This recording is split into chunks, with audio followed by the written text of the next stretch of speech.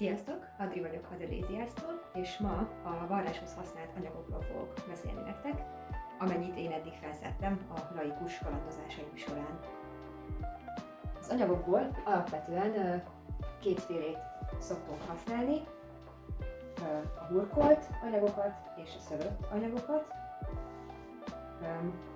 Ha jól értem, nagyjából az a különbség, hogy a burkolt anyagoknál a szálak egymásba vannak burkolva, és ezek általában az ilyen rugalmasabb jersey, pamut jersey, ilyesmi anyagok szoktak lenni. Látszik, hogy a széle az nem feslik, mivel a szálak jobban fogják egymást, és ez például egy 100% pamut anyag, de mindkét irányba nagyon jól nyúlik. Ez pedig egy szövött, hát remélem pamut anyag, az iLab Textilbe vettem, úgyhogy ebben nem lehetek biztos, de nekem vannak két fogásra. Látszik, hogy ennek a széle ilyen kis rojtos, szóval ezt a rojtos szélt szövött szélnek hívják, ugye ez is mutatja, hogy ez egy szövött anyag, és ennél az anyagnál látszik, hogy a vége, ahol el lett vágva, az elkezdett fesleni, mivel a szálak csak egymásba vannak szőve, és ezért könnyebben legomolnak, mint a burkolt anyagoknál. Szóval nagyjából ez a két fajta szövet van, amit használni szoktunk, és a szövött anyagok azok sok esetben kevésbé rugalmasak, mint a burkolt anyagok. Azonban, hogy egy anyag mennyire rugalmas, az attól is függ, hogy melyik irányba nézzük ezt az anyagon. Az anyagnak a száliránya az hát ugye, ahogy egy hengeren elképzeljük a hosszú anyagot, az a hosszanti irányba futó szálaknak az iránya. Az anyagok általában abba az irányban a legkevésbé rugalmasak, és az erre merőleges irány, az pedig itt a szövött szél felé jövő szálaknak az iránya, az szokott a rugalmasabb irány lenni, és ezen a kettő irányon kívül megkülönböztetjük még a 45 fokos ferde irányt, ahol az anyag a legjobban nyúlik. Látszik, hogy ezen az anyagon most nem is érvényes, amit mondtam, mert igazából a szál irányába rugalmasabb, arra merőlegesen, kb. Semmilyen rugalmassága nincsen, ezért is fontos, hogy mindig vizsgáljátok az anyag jellemzőit, és azt szerint rakjátok majd rá a szabásmintát. Egyébként ez úgy szokott lenni, hogy a szál irányba a legkevésbé rugalmas, tehát mintha itt most fordítva lenne, a szál irányba merőlegesen rugalmasabb, és kereszt irányba pedig a legrugalmasabb, és ez itt is érvényes. Ezek a jellemzők nagyon fontosak lesznek, amikor az anyagokat vágjátok ki, ezért is fontos ezzel tisztában lenni. Hogyha nem hengerről veszitek az anyagot, ahol látszik ugye az anyag széle, és a hosszából is látszik, hogy melyik volt a hossz iránya.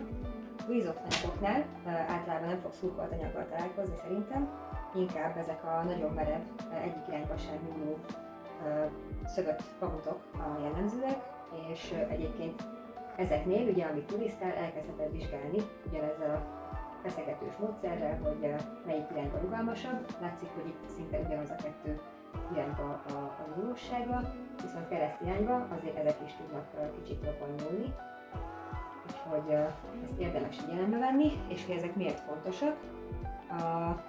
Egyrészt ugye az anyag rugalmasságával játszhatsz, hogy az olyan szabásminta elemeket, aminél szerinted fontos, hogy nyúljon, mondjuk a ruha nyaka, vagy például a ferdeszarakot, azt mindenképpen a ferde irányba szoktuk kivágni, hogy jól rá tudjon simulni bármilyen alakzatra, illetve arra kell nagyon figyelni, hogy például egy körszoknya esetében, amit mondjuk így vágunk ki, az mindenféle irányban fekszik az anyagon, és ezért a különböző részei különbözőképpen nyúlhatnak, és ennél például érdemes figyelni, hogy ha egy kicsit lógni az anyagot, mielőtt az alsó szélét meg felhajtanád véglegesen a ruhának, mivel még sokat nyúlhat igazából mondjuk egy nap alatt, amíg hagyod, hogy lógjon. A ferde irányba vágott rész fog valószínűleg a legjobban megnyúlni, ha a szál irányba merőlegesen is nyúlik az anyag, akkor arra is nyúlhat, és ezért érdemes várni a végső felhajtással. A sima szabásmintáknál az a lényeg, hogy ha nem is tudod mondjuk rásugasztani szálirányba különböző szabáselemeket, amiket egyébként jelölnek, hogy a szájirányhoz képest hogyan kéne elhelyezned. Szokott lenni egy nyíl, ami mutatja a szálirányt. Nem is annyira fontos, hogy mindent úgy vág ki, amit írnak a szabásmintába, persze jó erre törekedni, viszont az nagyon fontos, hogy egy bizonyos ruharésznek az elemeit, az viszont mindig konzisztensen egy irányba vág ki, ha változtattál rajta. Például van mondjuk egy 6 elemből álló felső rész szabásmintánk, ha nem fér rá így az anyagra, nyugodtan kivághatod így is, viszont akkor nagyon figyelj, hogy mindegyiket egy irányba vág ki, különben később, amikor összevarrod, akkor másképp fognak változni az idő során, és hosszú távon meg máshogy nyúlnak, megcsavarodhat az egész ruha, és elromolhat igazából a szabása.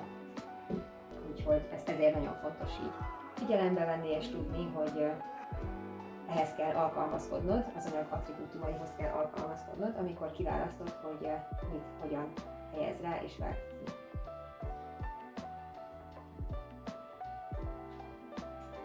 És ugye ezeket a jellemzőket az előnyödre is használhatod, például amikor saját szabásmintákat alakítasz ki, vagy saját magadnak csinálsz például egy paneles szoknyát, amit én is meg fogok tenni, és nem sokára láthatjátok azt a videót is.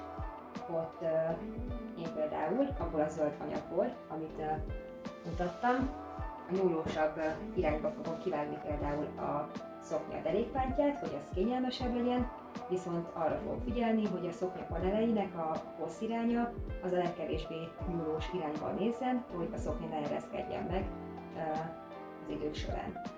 Szóval legyél tisztában ezekkel az attribútumokkal, vizsgáld meg minden anyagodon, hogy ez hogyan viselkedik, és használd fel az előnyödre ezeket a jellemzőket.